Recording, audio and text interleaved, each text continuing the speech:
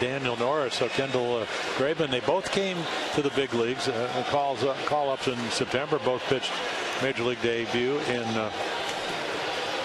Fenway Park. So again, this is a little higher draft choice. I mean, second round guy. And boy, for the second night in a row, Chad Fairchild, Ted Barrett last night, going out and telling them, hey, there's been warning. So if you hit somebody and they think it's intentional, you're gone. So again, another guy, I mean, he started in Dunedin. That's A-ball. 1.22 ERA. Then he went up to AA and then went up to AAA Buffalo. So up the ladder to the big leagues.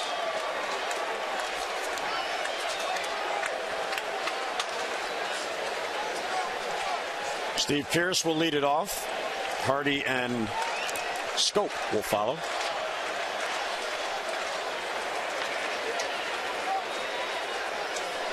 Yeah, minor league numbers coming into this year, certainly, and of course he's only 21. 4-11, high ERA. Well, that's a nice breaking ball. Missed 90, and then so the Orioles don't know too much about Graveman and Norris.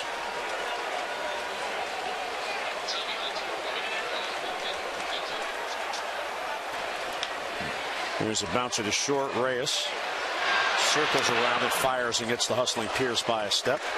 Yeah, well, you got Adam Jones that airs it out, and then you got Steve Pearce. Boy, these guys run down the line. There are no such things as routine balls. Tommy Hunter, who pitched very well last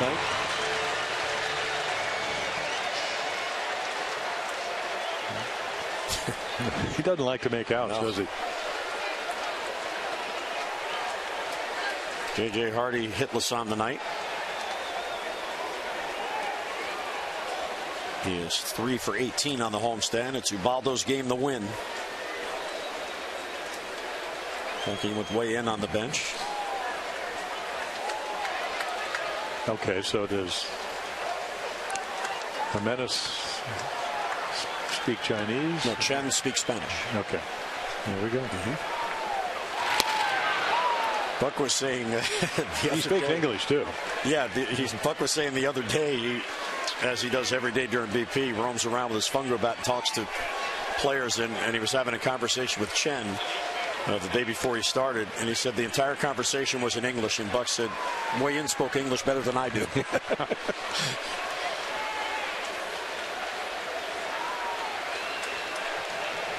2-2 on Hardy, 1 out, nobody on, and it's in the dirt. And I can guarantee you, of all the players in uniform, there are none in the clubhouse. No. They want to be on the bench to run out on that field and celebrate. You know, that's the amazing thing. You know, you're 90 and 60. If you win tonight, you'll be 91 and 60. So 151 games. Tonight is just like opening day. Hardy rips it to left field for a base hit. Yeah, we've seen the backs get better. He's running better. Again, when you have the lead, the Orioles had 12 and a half games coming in tonight. The last thing you want to do is have recurring back spasm. So he finally gets a fastball to hit and just smokes it into left. Nice little line drive swing.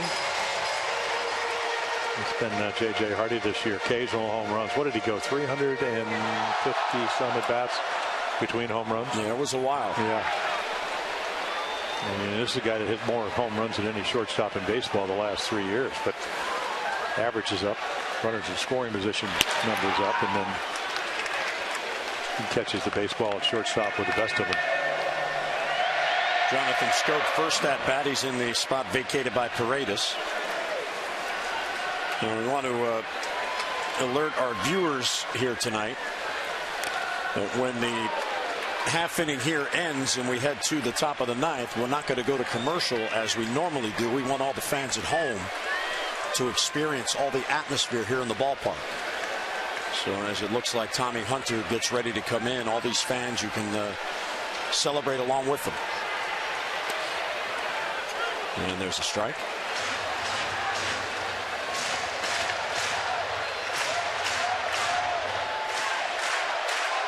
There's Diaz. And Paredes with a home run. Diaz with the 3-run double. Scope gets a base hit, and oh, did he need that? That snaps an 0 for 17, and he came up there 1 for his last 31. Well, Norris hangs him a breaking ball, so there's a little present, and he doesn't miss it. You know, I'm talking, he's such a good kid. And I said, you got to try to figure out a way to relax, and it's not easy to do. And, you know, I told him story, and he doesn't know the players, but I said, Warren Spahn, one of the great left-handers of all time, was across the table up at Cooperstown, and he was talking about having to face, and he's sitting next to Juan Marichal, another Hall of Fame pitcher, and they were talking about how lightly Ernie Bank held the bat and how nervous they used to get because of that. And I said, it's hard to do, but you got to take a deep breath. Cal used to do it. Frank did it. Baylor did it. All the great players I played. Brooks was the most relaxed guy in the world. And he said, yeah, I think I'm squeezing the bat a little bit hard. And then when you go, what, 1 for 31 or whatever it was, I mean, why wouldn't you squeeze the bat? There's a lot of tension. And he could feel it. So that's all part of the deal up here. You know, learning to go through the slumps.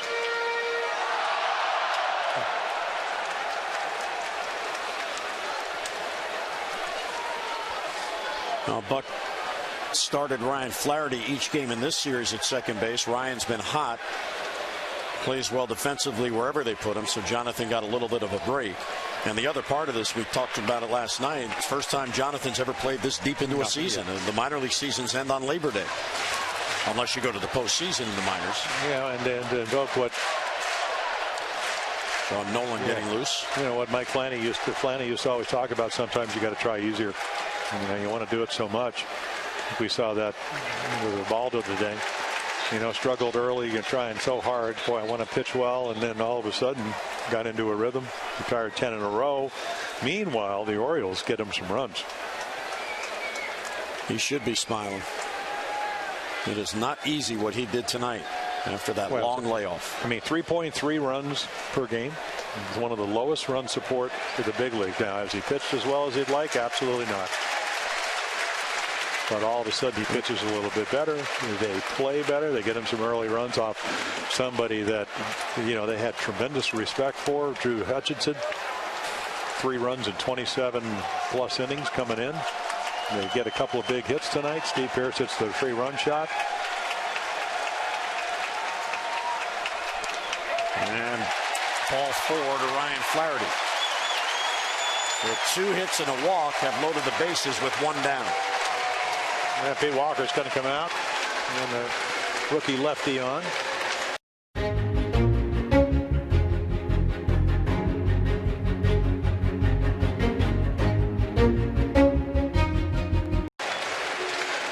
Sean Nolan, who we showed warming up, he pitched at AAA.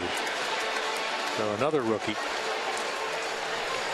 Pitched at a higher level than Norris did, who worked his way right up through the minor leagues, A-ball, AA, AAA.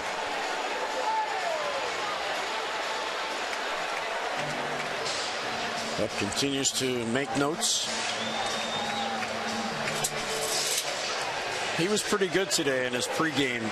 He's always pretty good. But I mean, in particular today, because they've been on him talking about clinching and clinching questions, and after the clinching questions, and he said, you know, let me get it first. Yeah. You know, then we'll talk about it.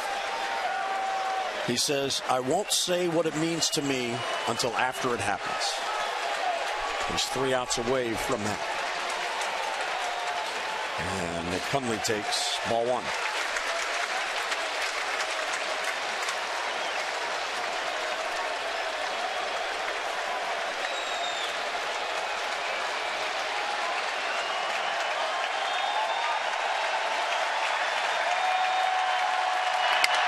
Broken bat Blue.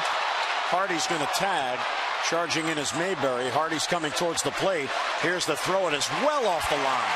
Throw to third, not in time. The other runners move up. That was a terrible throw by Mayberry. Hardy forced the issue, and the O's add an insurance run in the 8th. Yeah, what I look at is how did he come out of running hard to home, and take a look right here. They tag up in scouting reports. How well did they throw? Not an easy play because John Mayberry is going to his left, but not a lot of arm strength. So now a 6-run lead. And Buck, how do you feel? Well, all you got to do is look, and you know he feels a lot better after having the back spasm, getting the cortisone shot, and all the other things. You know, the other thing is, you know, if you talk to players and be able to get out on the field every day, you don't want to forget the trainers here. Loop to left field, Mayberry in on it, and he's got it for the out. So the Orioles add a run. Fans, let's all buckle up together.